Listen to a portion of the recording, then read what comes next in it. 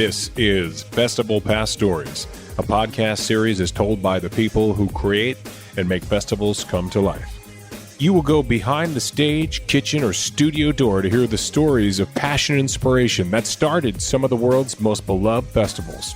Hear the startup stories and how an idea went from what if to what's next. Welcome back to Festival Past Stories. This podcast is told by the people who create and make festivals come to life. We take you behind the stage, the kitchen door, the studio door to hear those stories of passion and inspiration that are behind some of the world's most beloved and up-and-coming festivals as well, I should say. Now, every festival has a story. It has to start somewhere. My guest today can tell you a few stories about being there to start a festival or two. In fact, I hope he does want to share those stories with us. Please welcome Brett Friedman, the CEO and founder, and probably chairman, and probably wearing 11 other hats, including the one he's wearing today, which has no brand on it because he's not sponsoring anybody. Gurney's. Well, there is a brand there. Hard to see. It's a client of ours and friends, but yeah. Yes. But friends, please welcome the CEO and the founder of Agency 21 Consulting, Brett Friedman. Brett, I am going to start with a question that could take us the entire length of this conversation. It is my favorite question to ask in 2020, and it is simply this. How are you doing? I'm doing okay. It's tough to complain when everybody that's your friend, colleague, coworker, constituent, insert adjective, is going through the same hell that you're going through. In reality, we're in this together, right? That's correct. And I'm in a great home in Miami Beach where I get to look outside at my pool every single day. And I'm with my wife and my son and my dogs. And in reality, I got nothing to complain about, but I miss work. I miss being busy. I'm good at being busy. I'm not so good at being stationary. The camaraderie of the folks around you and the team and the buzz and everything that goes around with that. No, there's no question. I kind of thrive off of that, right? That's kind of my DNA, as you've already picked up with in 2 seconds. I've got a lot of energy, which is contagious, not just from me, but from the people that I like to work and be around. So yeah, that is the one of the harder aspects is kind of the isolation. But who's listening if you're complaining? Nobody. So what's the point in complaining? Yeah, it's like, well, I've got something to say. We're going to have to come up with another word than contagious for your energy. Right now, nobody wants anything that's contagious. But look, spreadable. Your energy is spreadable. No, we can't do that either. No. But look, let's get right into it because this is the Festival Past Stories, and you were there at the start of the South Beach Food and Wine Festival, which is now, if not the biggest, one of the biggest food and wine festivals in the country. Bring us back to those beginning days, those startup days, when you had the dream of building this gastronomic festival of great food and wine while you were most likely living on a PB&J and tap water budget. Well, to be fair, I came in year 4. Oh, okay. And, I'm very lucky that I have a long-standing relationship with Lee Schrager, who is the founder of the festival and Southern Wine and Spirits icon. Lee specifically runs the communications department over at Southern, which is the world's largest wine and spirits distributor. And I've known Lee since my bar mitzvah days, going back to 13. So, having a... That's when you were you were Agency 13 at that point. Exactly. Or Agency 21. That's correct. And so I had worked for Alonzo Mourning, and I had run an event called Alonzo Mourning. I had worked for Alonzo Mourning Charities and run an event called Zoe Summer Group. At the time, Zoe Summer Group was a top 5 celebrity charity event in the country, Alonzo being an iconic Miami Heat basketball player. And so that's what I did for 4 years. And that's what got me into the event industry and got kind of this buzz for me of, God, I love this space. As a local Miami kid who's a sports dork, it just made all the sense in the world. I knew nothing, and I mean nothing, about culinary. Yes, I consumed a lot of food and I drank a lot of alcohol, but that's the extent of my knowledge base. And I really give credit to Lee for introducing me to this world. And what Lee specifically was looking for was a right hand, and really someone to lead the sponsorship charge within his little concept. Because at the time, while it was already rapidly growing, it was in its infantile stage. It's really its fledgling kind of state of an event. And so we came in, or I came in, you're right, to your point. This is now my 16th year being involved with this, because it'll be our 20th year being involved. And it is now the largest culinary event in the country. As the agency of record, the official agency of record for that festival, all these years since that time, I'm very proud of the work we have done. We're nowhere near done as far as the work we have to do. But yeah, I'm proud of our role in helping to grow it and make it what it is today. It's funny you say that with Alonzo Mourning. I was the auctioneer 2 years ago at the After School All-Stars poker event that they had. Sure. I guess it was Nobu South Beach. They did it on like a Sunday afternoon, and we had Joe Everson there doing the painting. He does all the, that guy. He's like sort of a speed painter, and he paints while he sings the Star Spangled Banner. So he did this Iwo Jima painting. Very cool that we auctioned off. Alonzo is a special guy, and he's in our office still once a month. He came from nothing. He's literally the rags to riches story about somebody with discipline and hard work, from Norfolk, Virginia. Literally, orphan kid. He was in foster programs his entire life. I have a lot of love and admiration for that guy. And he shows up when there's things happening in South Beach. The guy shows up. Oh, he's the Dan Marino, Dwayne Wade, Dan Marino, Alonzo Mourning. There's a certain couple of kind of pillar athletes you think of in this community, and he's absolutely one of those for the Heat. Him and Dwayne. Yeah, Ray Allen was also one of the guys who was at that event. Shane Battier, I believe, was there too. And they all have a title with the Heat, right? There's more. They do. That's correct. Yes, that's right. Yeah. So Shane Battier is part of the 2013, if I'm not mistaken, titles. And yeah, Zoe was part of the 2006, which is our first one. See, sports dork, can't help it. And of course, I also do some work with the National Kidney Foundation. And whenever you think about Alonzo, the fact that he came back to play after he had a kidney transplant, that's incredible. The amount of pressure that on your lower back, in the kidney area in basketball, the fact that he was able to come back and play was a huge testament. He's unique. Yes, he is. And as you've seen him recently, the guy is still in incredible shape, like 8% body fat. He's, just like us. I'm 7% body fat. Maybe 6. Who knows? Right. Who knows? The day. And just to ask, now, were you an official employee of South Beach Food and Wine Festival, or was it always as a consultant? Right. So when I started the Agency 21, with my partner Alan First, and I sent this email out, kind of announcing what I was doing with my life. Lee called me in, and he actually offered me to work for him.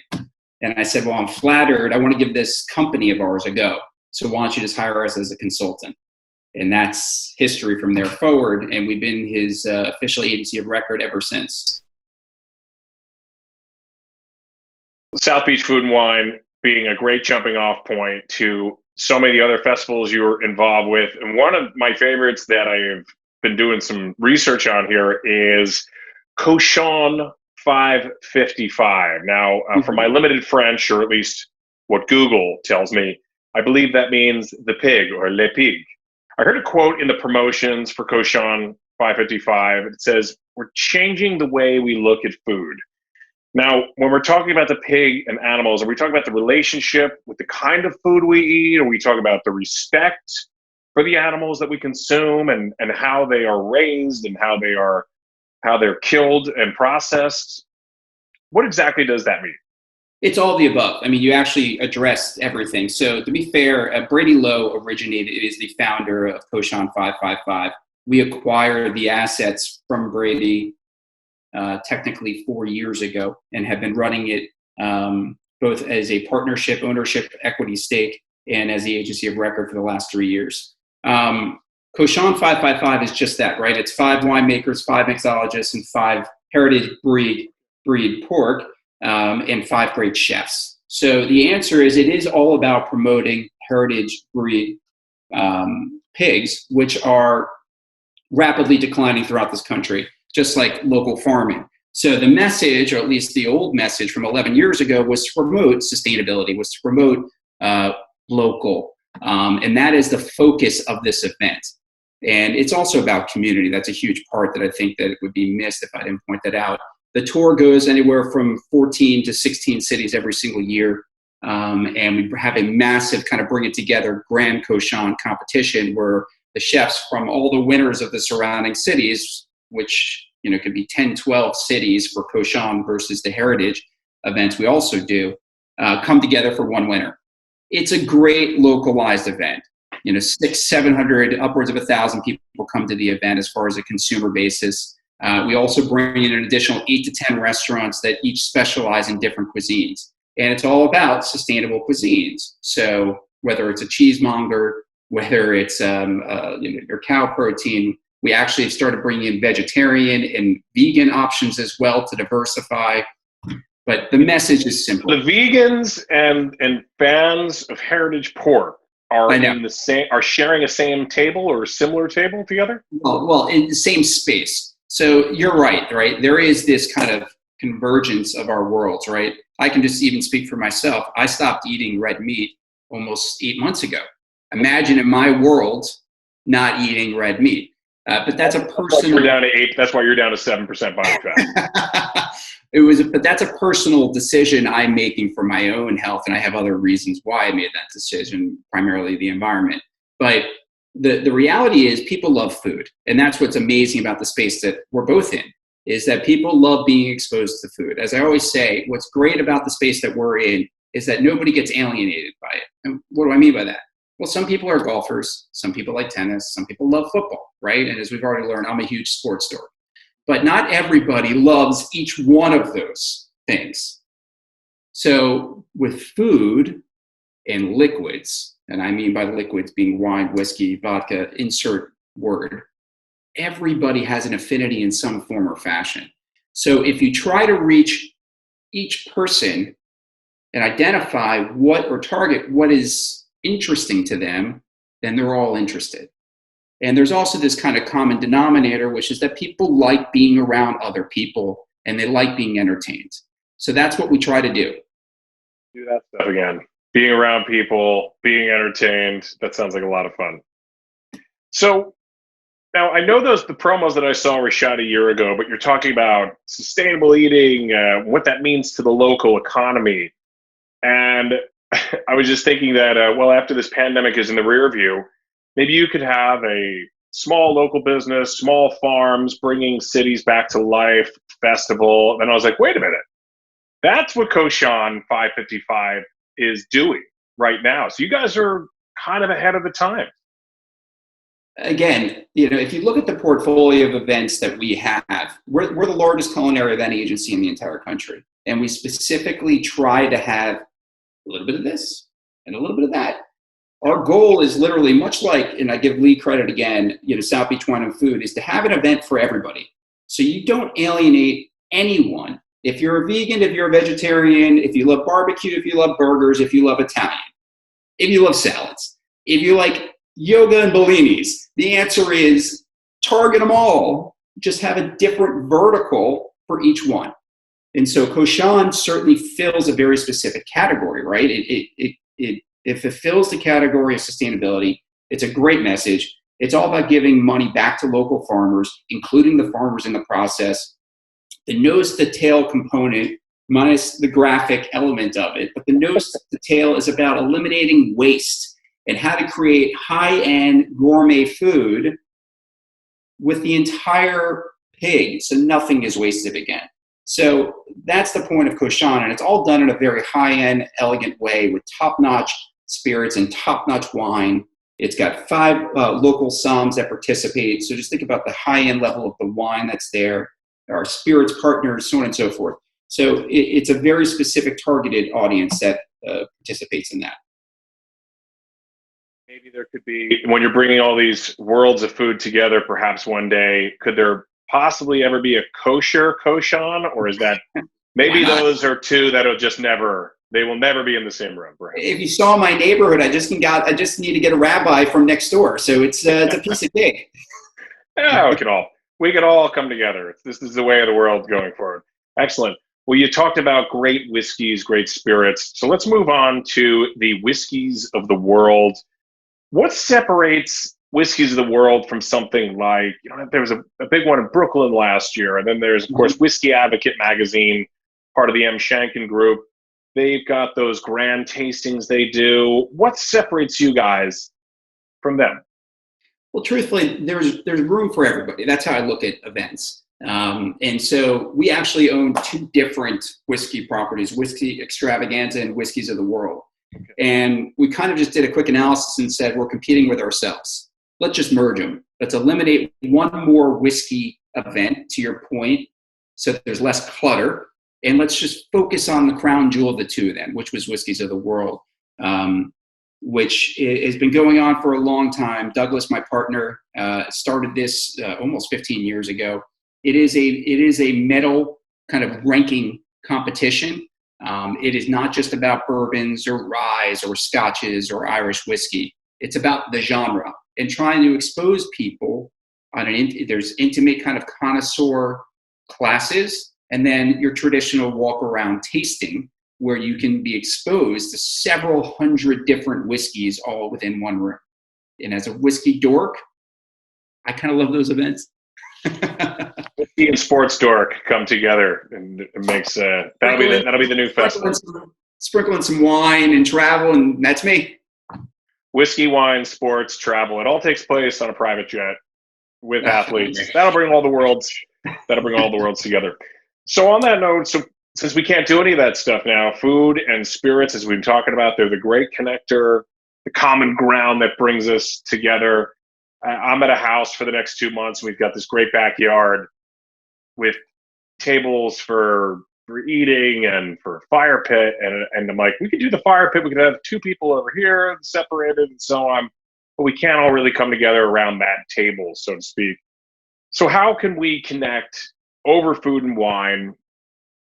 Food and drink are the common connectors that bring us all together. Since we can't be together right now, how do we connect over food and spirits and wine when we can't actually connect in person? It's a struggle. Listen, as you and I were briefly talking earlier on before we started recording, the reality is virtual anything is a stopgap. It's just a temporary Band-Aid. It's not the solution. We've done surveys where we have upwards of 4,000 to 5,000 responses. Just think about that, our little agency. And the overwhelming feedback, 80+%, was they can't wait to go back to outdoor events or events as a whole. So that just kind of reinforces something that you and I had already figured out, probably as guys that have been in the industry for a long time, which is that virtual, no matter what it is, does not really achieve the end game. The end game is for people to be around other people. It's to have fun. It's to let down their guard. It's to loosen up. It's about engagement. And so the answer is it's all temporary. We've tried everything from wine classes to whiskey classes. We're trying small, intimate 10 to 12 person whiskey tastings. And then we're having larger ones where we're sending them the whiskey in advance. We're trying barrel samples where we're literally letting people virtually help us select a barrel sample or create your own barrel sample. And then 4 months, they actually get the bottle that they selected. So we're trying everything. The reality is it's just to stay relevant right now. And I think that's the key word.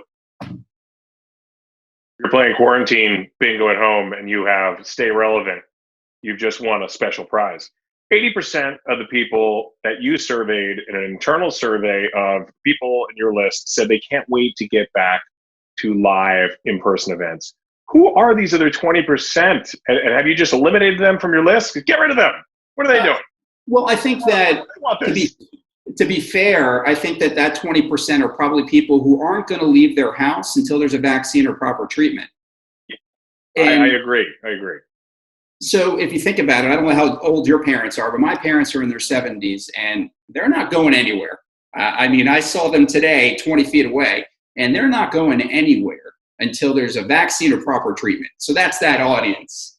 Right. And I can't blame them. A vaccine isn't a cure either. And of course, there's going to be the people that don't believe in vaccines, the anti-vaxxers, as they call them.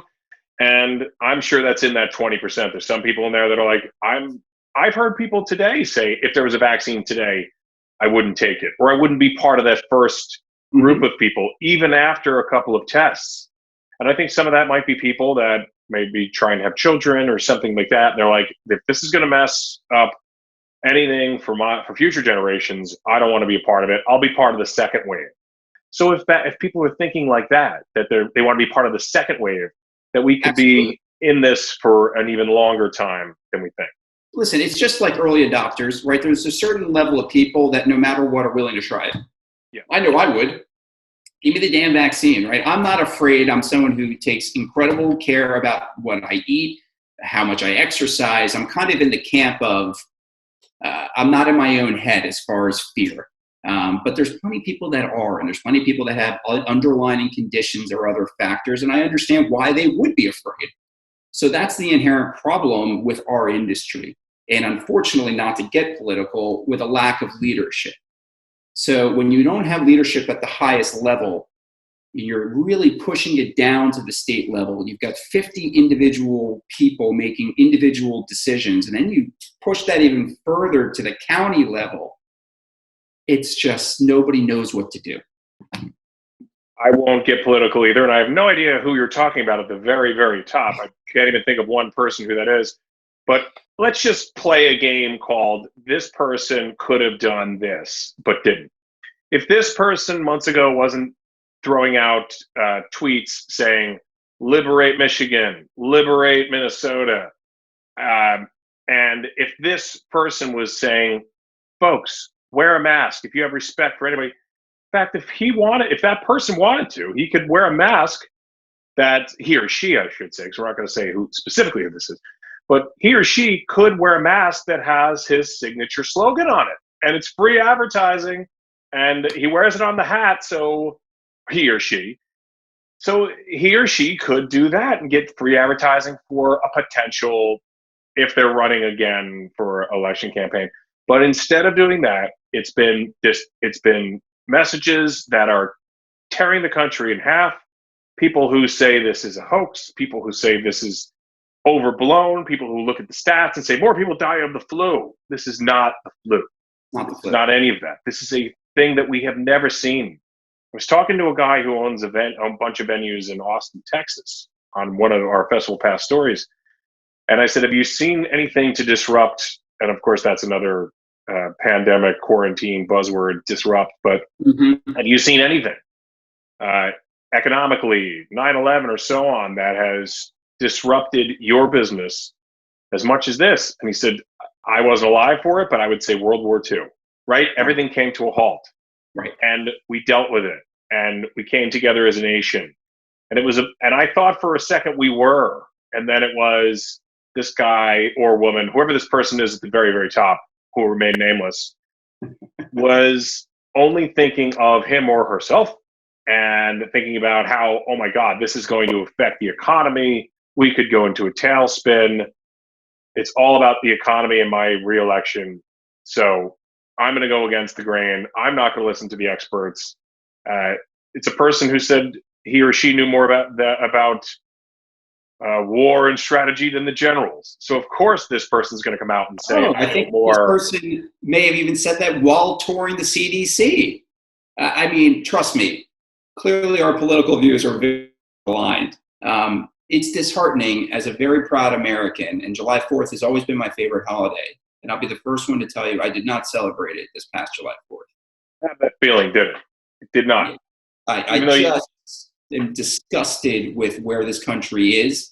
With the Obama administration, we just were at this high, and sadly, he was probably too early. The country probably wasn't ready for him, and so the unfortunate reality is we're feeling the after effects of the counterbalance. Right, when you're dealing with a weight system, we probably went a little too like this, and now we're going like this, and hopefully we settle back here, because it's an embarrassment. The rest of the world seems to have figured out this pandemic. Canada's opened back up. Asia's opened back up. Europe is opened back up. We're going backwards. We're having our biggest spikes and our largest numbers and actually closing back down. You got 37 states with record numbers, which for our industry, and our industry isn't just events, right? It's restaurants, it's travel, it's insert hospitality. That's our industry. We're decimated. Well, I will make a political statement. Here it is. Food and wine can bring us together. And that should be something we can all focus on to come together.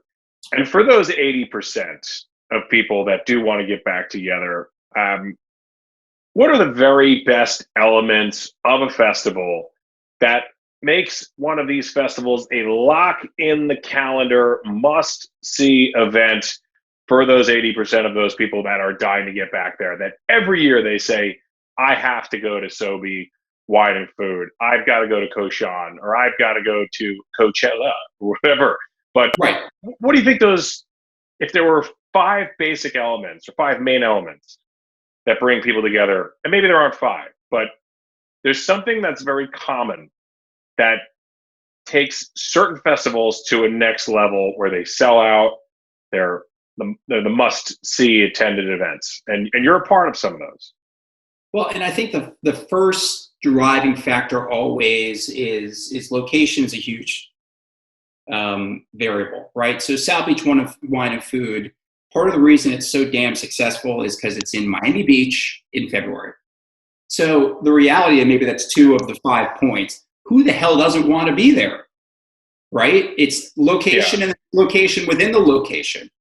And so that's hugely important. 2, I think, or 3 is it's talent. Talent drives all of this, and talent, or that can be interpreted in multiple different ways, whether that's the restaurants, whether that's the celebrity talent, whether that's literally the culinary talent. Talent drives people to want to be around it. And then, 4, I think, is just that energy, right? So it's the other people. It's being around something that has such history and such an allure to it.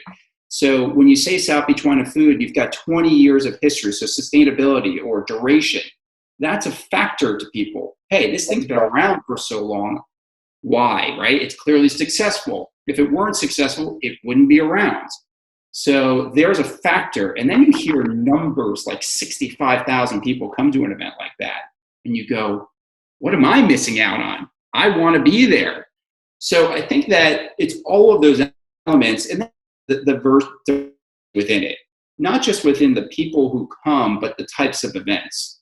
You don't want to just do one certain thing. Even for a Coachella, they don't just do music, right? They've got an amazing cuisine. They've got amazing location. There's so many factors that make Coachella what it is. But in their case, talent drives it. And I would probably tell you that talent always the number one factor that drives any successful event. Would go to the coldest spot on the planet in February if it drove the best talent. Some people would.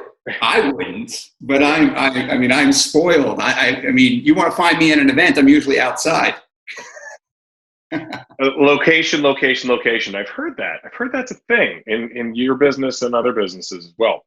Okay, so bringing all these festivals and all your experience and everything back together and so let me just say that one more time. So bringing it all full circle back to Agency 21, business that you started, was there an inspiration to say, I've got all this information, I've got all of these best practices that I could bring to every festival or to every group out there? Was that the guiding force to get you to start this agency? No, I mean, I'm an entrepreneurial individual. I started my first company at University of Florida. It was an internet company that went pre-IPO with 3 rounds of angel financing. So maybe I just don't deal well with having bosses. I don't know. The reality is that when I worked for Zoe, I fell in love with it. I thought I was going to work for him for a year or stay for 4.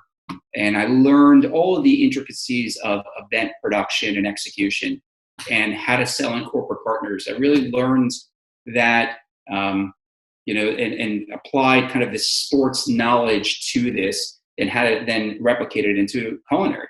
I fell into culinary. It's not like I studied it. I don't have a degree in it. My degree's in finance. I mean, I fell into it. Circle. I'm sorry? But now you're in the culinary inner circle. I would say, yes. We are, as I mentioned earlier, we're the largest culinary event agency in the country. We have 60 individual clients producing several hundred, if not just under 1,000 culinary events a year. We've got 40 employees in 5 offices or 5 different states where we have representatives. So we understand the space fairly well. But I'm very appreciative of everybody who's helped me get here. And that's why I've given Lee his credit. And I've referenced some of the founders who started the events that we now own and operate. Everybody had a role in getting us to where we are today. And just to our listeners who we get a little comfortable in our conversation here. When you say Zoe, you're of course referring to Georgetown and NBA legend Alonzo Mourning.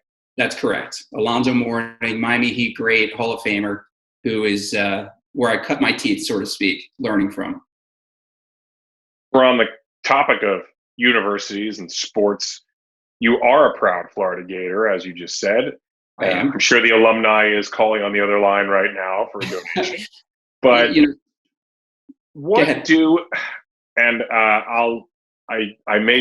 I researched to make sure I was doing it right. It's right hand over left hand to do the chomp, right? To be honest with you, I'm really a Hurricane fan. That is a proud Gator. It's right hand over left. Yes, right hand over left. Wow. Okay. But I'm as someone I'm proud that I went to that university for my academics. But I am not a sports fan by any stretch of the imagination for the Gators. I'm a Hurricane and always will be. We all have these contradictions within ourselves. It's okay. Everybody has to have that thing where it's like, I did go here. I went to a small school in upstate New York, and everybody's walking around with like University of Texas sweatshirt and stuff. And I'm like, I'm a little school pride, guys, but I get it. It's like we didn't have a big football team. We didn't have that big sports program or whatever. But you love what you grew up with. I mean, I'm sure there's, yeah. I grew up in Miami with one of the greatest college football teams in history. So to me, how could I abandon that loyalty because I went to a school for 4 years? Get out of here. So I'm a Hurricane, and my son will be a Hurricane. Michael Irvin and Vinny Testaverde and all of those guys and those great 80s, mid to late 80s Hurricanes teams. I mean, they did I think they've done 2 30 for 30s on the Hurricanes. Yes, and last championship was in 2001, and a second one was robbed from us in 2002, but I'm not bitter.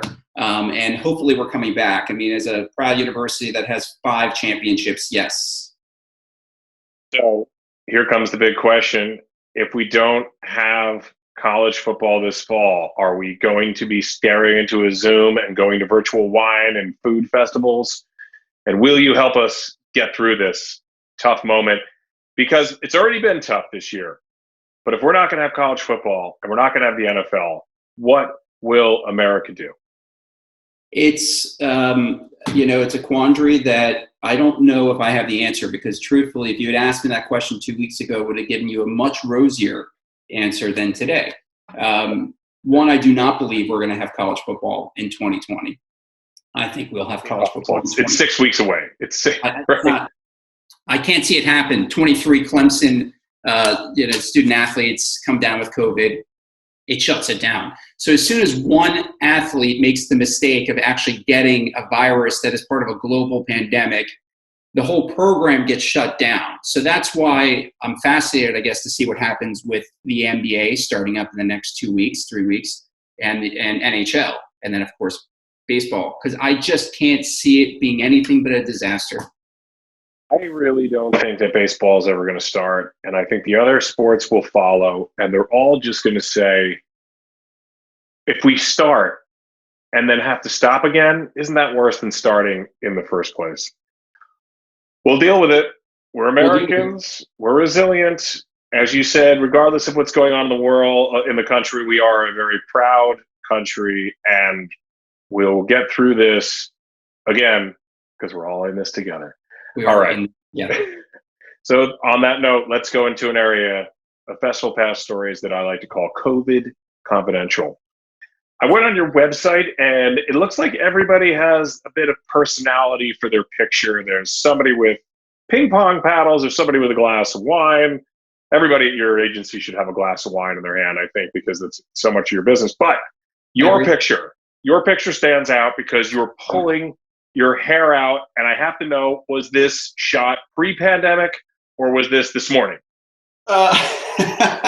It was pre-pandemic, obviously. It was part of so every year we do a company retreat. That happened to be our retreat in Nashville. My wife loves my hair. So she started this process, I guess, of never letting it be cut. And I do cut it, but it was pre-pandemic, and it was a spontaneous actual picture. And the reason I did that is because it's representative, I think, a little bit of my personality. I am not a box. I like to actually make references. I think much more of like a circle.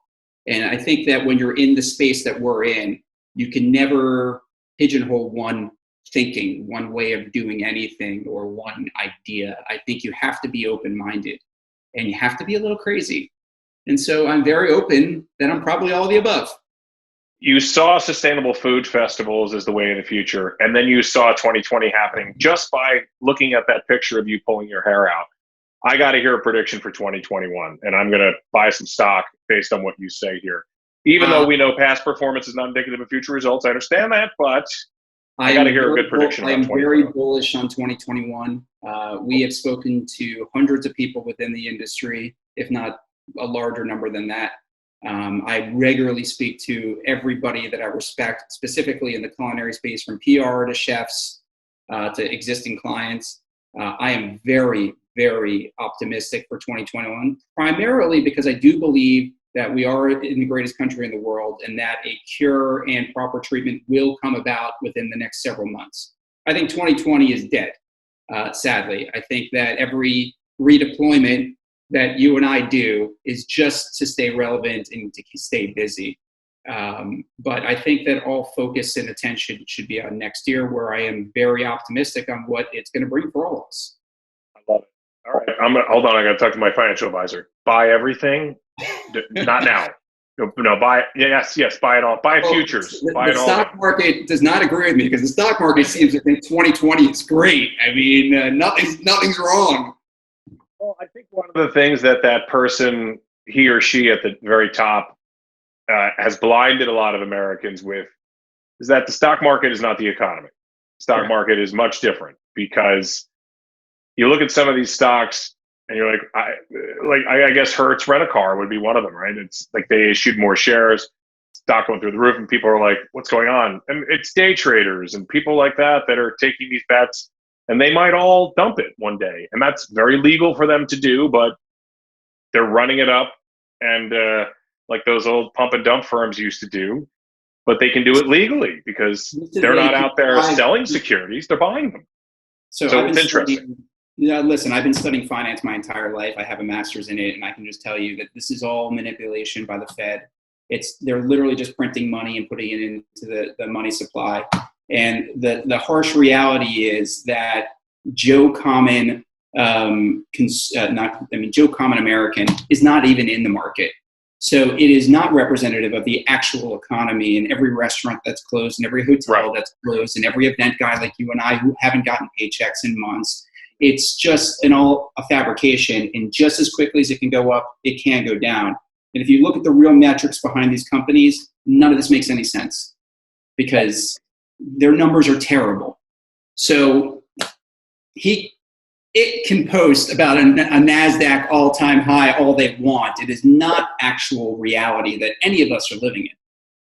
Whoever that person is can go with their run crazy on Twitter. But I look at some of these companies. This is not an investment podcast, folks. Once again, do not take any advice that I'm saying here, because I'm wrong. That for another podcast. I'm wrong all the time on this.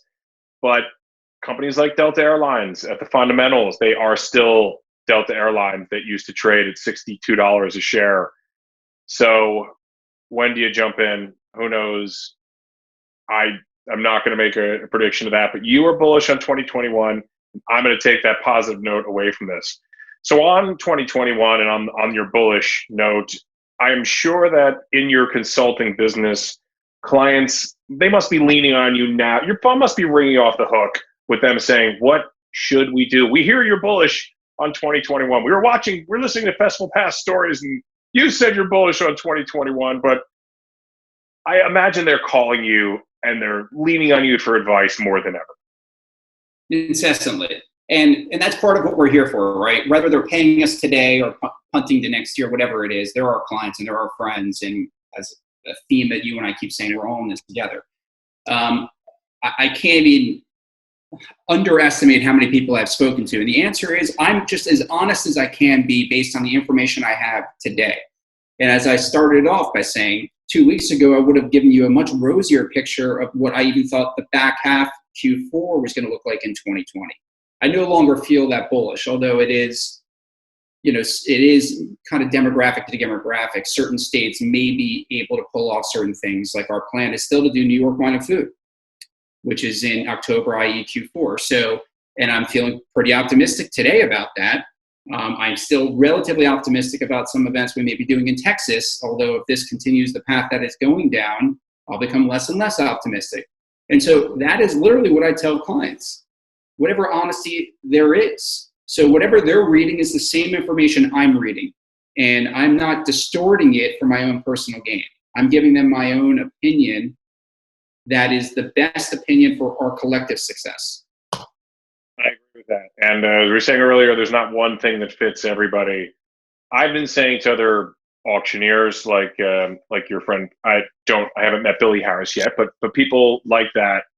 I've said, this is a time where you need to be flexible on your pricing. Everybody's taking a haircut in a time where nobody can even really get a haircut. Especially Brett Friedman could not get a haircut. We all saw that. Choosing not to. He's choosing not to get a haircut. He's anti-haircut, not anti-vax. He's anti-haircut, just to be very clear. But I've been saying to people, on the other side of this, you want to be known. It's a small world. The nonprofit business is a small world, and we'll get to you have nonprofit clients, so we'll talk about one more thing with them in a second. But on the other side of this, I want people to say, well, Pat was reasonable, Pat was fair, and on top of everything else, he opened his book to say, here's what I'm learning out there, and here is a full white paper on the virtual side of things. And watch out for companies that are saying, oh, and this solution is going to cost you 25 to 50 grand, when you can still provide a great virtual event, for as great as virtual events can be, to your donor base. And your donor base will still give. Don't speak for them. Let them speak with their wallet, because they had money allocated for you. So go for the event. If it's not technically perfect, people will be forgiving right now, and we'll all get better at this. And eventually we'll all be back in a ballroom. But on the other side, again, be that person who said, remember when we called Pat, or remember when we called Brett, and Brett gave us all that information for free, and maybe we didn't even hire him or his firm. But what we did do is that we took his advice, and he was honest and wasn't making any money off of it at that point, and gave us everything that we needed, and we were able to make our decisions based on that very sage and sound advice. So I agree with that. So just one more question on your not-for-profit clients.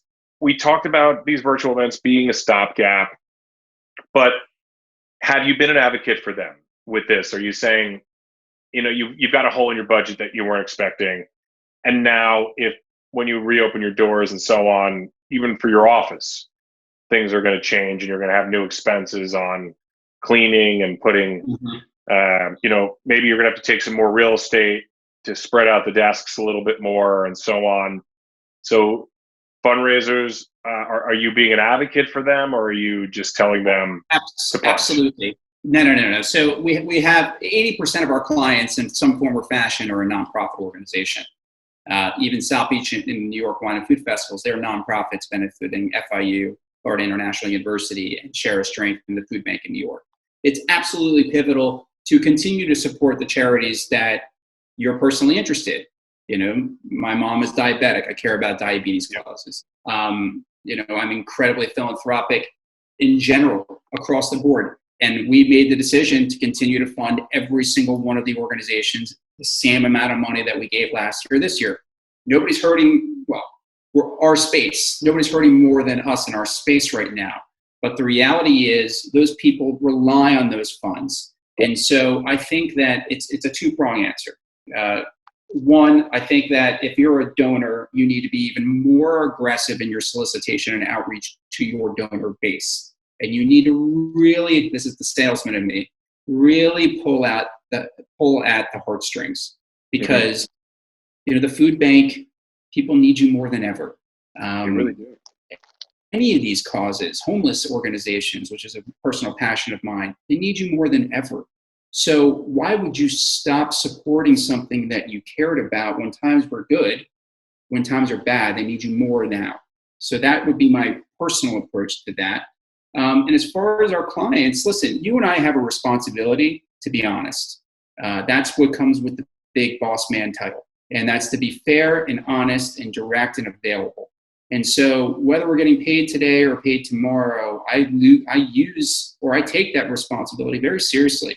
There's no employee that I have that I've not had an open door policy, even still at home. And so the answer is, I just tell people what I believe. And I put the asterisks and I say that can change tomorrow, but this is what I believe. And I'm always going to do what I believe is best for you and for me. So that's how I approach it. So we're pretty much out of time, and I've taken more of your time than I said I would. So I apologize for that, but this has been a great conversation. And I'll just ask you, a lot of people have done, so during quarantine, a lot of people have picked up something they've always said they wanted to do, learn a new language, learn an instrument. Many have turned to cooking. And I know that you said you sort of fell into this world of culinary, and I'm going to start calling it culinary if you don't mind, because now I feel like an insider myself. But did you start cooking during this? I mean, are you going to pull out your sourdough bread? Show us your sourdough right now. The answer is I fell in love with cooking probably 10 years ago. Okay. My wife is a much better cook than I am. But the real passion of mine that I have focused more and more on is whiskeys and wines, which I feel are lifelong quests to kind of a voracious appetite for learning about these sectors. And I will probably die not learning it all. So if I had to focus on an industry that I am consuming knowledge, it would probably be wine followed by whiskey. And that's also just to pass the time. Why? You can argue that you're learning more about this, but you're also learning another language, because wine, of course, is its own language within itself, and so is whiskey. Mm-hmm. And so, no doubt about that. Well, that is awesome. Now, how can we find out more about Agency 21? Where can people go to find you and to find out more about your great predictions for 2021? Our Instagram is really where we've been the most active trying to communicate, which is at @agency_21, @agency_21. I'm really proud of my team, Alex, Lauren, Maribel. They've done a tremendous job of content, both to stay relevant, again, a theme, and two, just to kind of tell people it's okay. We are in this together. Here's something that maybe passes your time for a few minutes. And it's a great way for me also to engage with people, no different than we're doing now. I love this, right? The gift of gab. Clearly, you and I were born with it. So it's the Irish and the Jews, same family, same guilt from same levels of persecution. I get you. Yeah. Same weird food, same guilt. It's all the same. Same guilt. I understand that. Same mom, as I always say. So here you go. I'm going to leave you with a piece of advice, but you've probably thought about this already. You should say Agency 21. We're all about 21. I like it. 2021. I thought about that nice little twist, but I like it. So you're bullish on 2021. You are Agency 21 or Agency 2021. Ladies and gentlemen, thank you to the great Brett Friedman. And you're going to hear a lot more about him in 2021. Brett, thank you for joining us on Festival Pass Stories. Pat, it was a pleasure. I look forward to speaking to you in the future, and I look forward to drinking with you. Yeah. Whiskey, wine, and I want to hear all your knowledge that you've learned. Okay. Thanks a lot.